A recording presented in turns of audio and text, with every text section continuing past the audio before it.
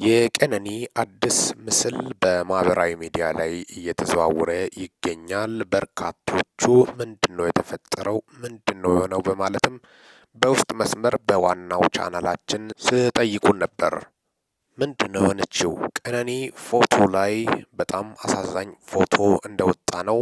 እስካሁን ድረስ ማንነቱ አልታወቀም። ይህን ፎቶ ምስል ማህበራዊ ሚዲያ ላይ ያጋራው ግን ምስሉ ላይ እንደምታየው በጣም በሚያሳዝን ሁኔታ ፊቷ ላይ የተመታችበትና በአንድ በኩል ደግሞ ኢሞጂ የተደረገበት የቆሰለችበትና ክፉኛ እንደተጎዳች ጭምርም ከዚህ በፊት የሚያሳዩት እንደሆነ ጭምርም የኋላ ኋላ በሜካፕ እንደሚሸፋፍን ጭምርም ነው። እጅግ አሳዛኝ፣ በርካቶች እንደሚሉት ከሆነ እንደምትደበደብ የሚያሳይ ነው በማለትም አንዳንድ ባለሙያዎችም ሲገልጹም ነበረ።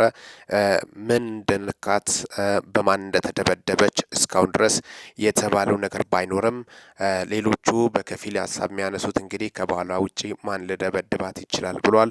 አብዛኞቹ ደግሞ እንደው ምንድነው የሆነው ይህ ወይም ፎቶሾፕ ነው በማለት የሚከራከሩትም አሉ።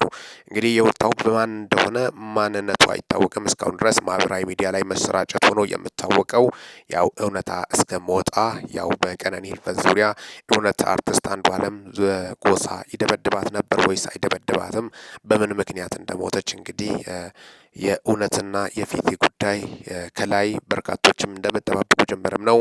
ከህግ ያው ህግ እንደምወስንም ነው በርካቶቹ የተጠባበቁ ያሉት። ምክንያቱም የምርመራ ውጤት የሚለውም ዙሪያም በቂ ማስረጃ ሳይገኝ ነው እንዴት ነው የተቀበረችው የሚልም ጥያቄም እየተነሳም ይገኛል። አጠቃላይ እንግዲህ ያን በማስመልከትም ነው በቀነኒ አዱኛ ዙሪያ እስካሁን ድረስ እንግዲህ ያው የተሰሙት አዳዲስ መረጃዎችን በተለይ የማህበራዊ ሚዲያ ላይ እየተዘዋወሩ ያሉትን ምስሉን በማስመልከትም የወጡት መረጃዎች እንግዲህ በጣም ልብ የሚነኩትና የሚያሳዝኑ እንደሆኑ ጭምርም ነው። የጊዜ ጉዳይ ነው። እውነታው በምን እንደሞተች መውጣቱ አይቀርም በማለት ሀሳባቸውን የሚገልጹም አልጠፉም።